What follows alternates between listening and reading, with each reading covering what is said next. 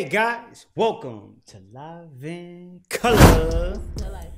Yo, y'all was asking us to do this, man. This title is Story of Fabio Foreign from Voodoo Rapper. Damn, I already thought they had a story on him. This is his first story? Everybody get it? Brill has faced a lot of backlash lately for allegedly contributing to the rise in violence in New York City. But one rapper who's fighting to keep the wave alive is Fabio Foreign. Fabio has had a wild come up, but he's proved that street dudes can make it out by telling their stories in music. Today, we will get into how he went from hustling in the streets to one of the hottest rappers in the game. Fabio's connections to the drill scene run deep. He grew up in the East Flatbush area of Brooklyn. He was raised in the same building as Rowdy Rebel, a GS9 affiliate and Bobby Shmurda's right-hand man, who also helped kick off the New York drill wave. Fabio started rapping when he was a kid, but at first, it was just a hobby.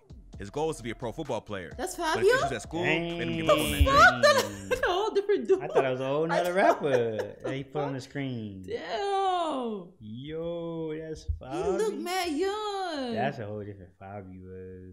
Wow, that's crazy. So helped kick off the New York drill wave.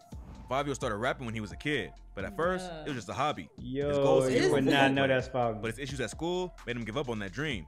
He tried working regular jobs, but those didn't work out either. So he ended up in the streets to try to support himself. Then, in 2013, he linked up with a group of friends to form a group called 804 Inside. 804 Inside is allegedly the name of a set of Crips that's affiliated with GS9 and the Wolves. GS9, or Gangsta Stone Crips, is one of the most notable sets in Brooklyn drill. Rowdy Rebel, Bobby Shmurda, and Pop Smoke are all affiliated with them and help put the movement on the map. Damn, Fabio was close with all the GS9 dudes who was popping off, so he got a front row seat to watch him blow up. He told Complex, "I saw the whole hood change. I saw people start treating people different. I saw people acting different. It was lit though. It was outside." When I think about it, just think about it. If that just, like, you got a whole collab, you got Bobby, you got Pop, you got Fabi. Just looking back, like, Whole team clicked up and they all rise. they really was gonna take it off for real, man. Gangsters. That was a wave right there. That's facts. Watching his homies take off inspired Fabio to go harder into his music. 804 Inside started dropping tracks and music videos, but the group never really blew up. They kept working together for a few years, but then some of them went to jail or just stopped making music completely. Fabio said, Fabio was the "I only felt like one? at a point, people just gave up." Fabio might have quit rap too, Yeah. but then tragedy struck and made him realize he had to go even harder. In 2018, Fabio's mom suffered a serious stroke and spent 2 weeks in the hospital before she passed away. Fabio spent every day in the hospital with his mom and even found out he was going to be a father while sitting next to her. Fabio was living with his mom at the time, so when she passed, he was left without a mother or a place to live. No, Plus, that's he had a kid on the way. wild.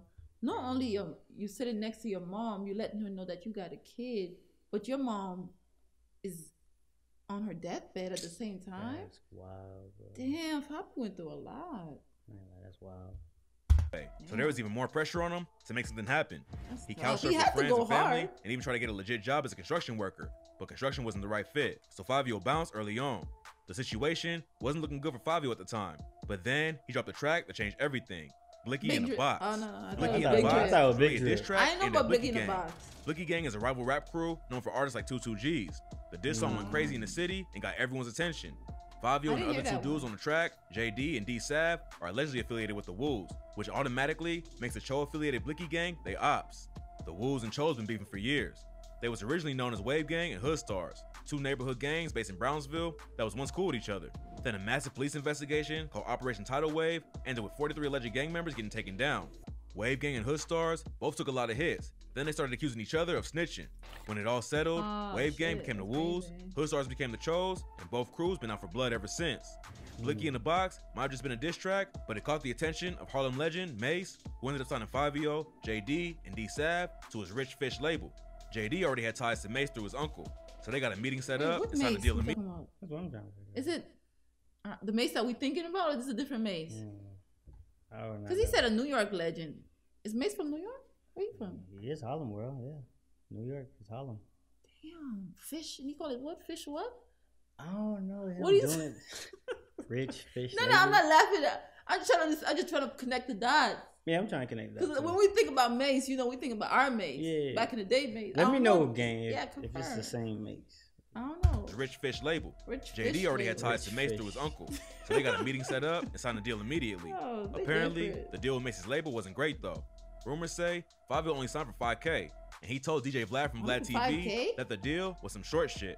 Then people started accusing Mace Yo, of that- taking Oh, it advantage is of Fabio and the Mace. others. and that he was taking the rights to their publishing.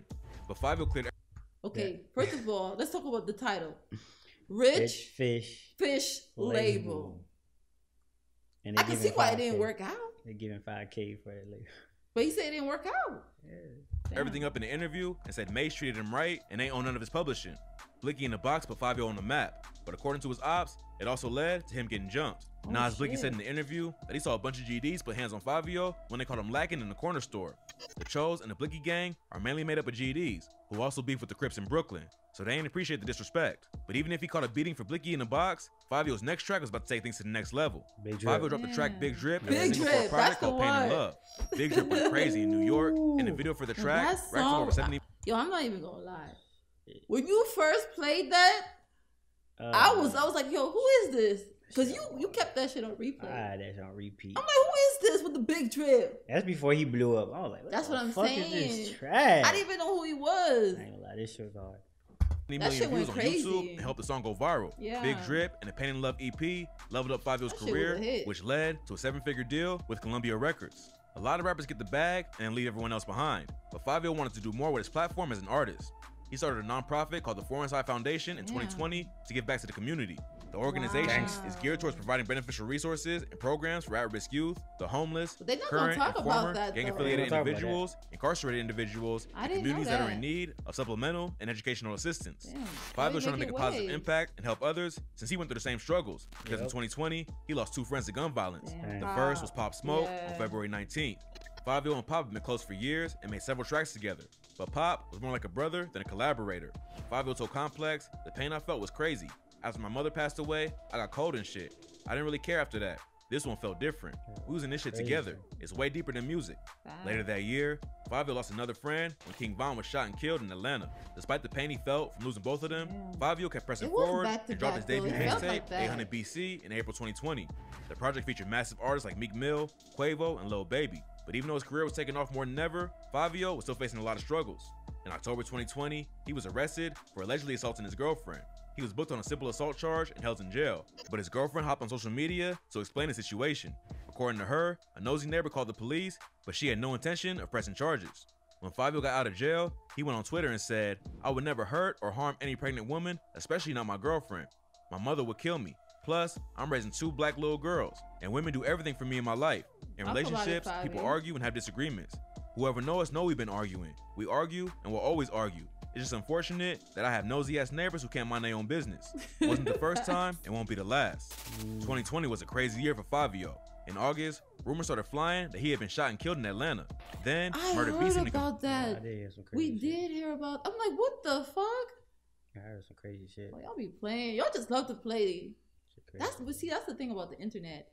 You drop anything on the net, people just run with it. Yeah, go crazy. confirm it when he posted "Rap Game f***ed up, RIP Fivio" on Snapchat. That's A crazy. video started going around showing an SUV that allegedly belonged to Fivio shot up with its windows busted out, and for a moment, it looked like hip-hop lost another talented artist to gun violence. Then Bruh. Kenny Beats and others started tweeting out that Fivio was actually okay. I The news heard report about that confirmed too. there was a shooting at the nightclub Fivio was supposed to perform at, but it all went down before he took the stage. No one knows exactly what happened, but luckily, Fivio wasn't injured. He hopped on Yeah. Twitter to let everyone know he was alive and well and said, "I don't stay safe, I stay dangerous."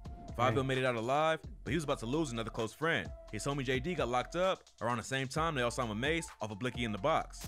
When Jay got Man, Mace released, just he got went all on these- IG Live to call out Fivio and said that he pretty much Hold on. abandoned. Like, you know what's crazy? When I think about Mace, I didn't know Mace was tied in with these I people. didn't know that shit. This is new to me. You learn a lot. Mace tied in with. The five. See, I know. Okay, he's from there. Like, he's from New York. I could see the tie. But when I think about Mace, So it's a I'm big not gap. thinking about younger rappers. I'm not thinking about like Fabi, OMB, JD, and For real, I don't know, it's different. Yeah, it was different. yeah. Abandoned him during his legal battles. He also said Fivio only got to deal with Mace because of him. Then JD got locked up again when the cops arrested 34 Wu and Who's Cho they members getting in a locked massive up? indictment. Fivio apparently paid his bond, and Jay ended up beating the case. After that, Jay Oh, started that's- showing love to that's Fivio in dude. interviews. That's- So everyone thought the situation was all good. But out of nowhere, JD started going off on Fivio again. He said that he made Fivio, and without him, he wouldn't have a career. Oh yeah, remember Apparently, that one. Jay was upset that Fivio ain't giving the support he thought he deserved when he got out of jail. Fivio seemed more hurt and disappointed than anything. But then, he sent a subliminal at JD on the track Self-Made. On the song, he raps, They saying they made me? Huh. Hey, make another one. I remember he that responded line. with the track Subliminals, where he spent the whole song going straight at Fabio. Then, another one of Fabio's old friends, Drizzy Giuliano, backed up what Jay was saying about him. But while two of his homies was going after him on diss tracks and social media, Fabio lost another one to the streets. On February 3rd, T.Wu was shot and killed just a few hours. That's what I was gonna say. I was waiting to him to say about that. I'm like, yo, when are you gonna mention about the boy T.Dot? I don't know. That one really fucked us up because we did a reaction to, was it one of Fabi joints? Fabi, Kanye. Yeah. And we saw a picture on the visualizer, and we thought it was Pop, but y'all was like, no, that was T-Dot. Yeah, the original dance maker. Yeah, he was the original dance maker. He made the Wu dance and everything, yeah, but we didn't know. So we was caught off guard. I'm not gonna lie. I know when they told us that he passed, I'm like, whoa. That was unexpected. It was recent too. I was like, whoa. After he signed his first record deal, Fabio was tight with him, and his death hit him hard. He paid his respects on Instagram and said, "I'ma miss you forever, baby boy. You was a prince of this city. So up, Long live Prince T-Dot. I love you, gang. Like forever. Watch over me like you always do." T-Dot's murder was allegedly payback for the shooting of Nas Blicky that went down a few days before. On January 27th, Nas was ambushed when he was walking out of a store and shot 3 times.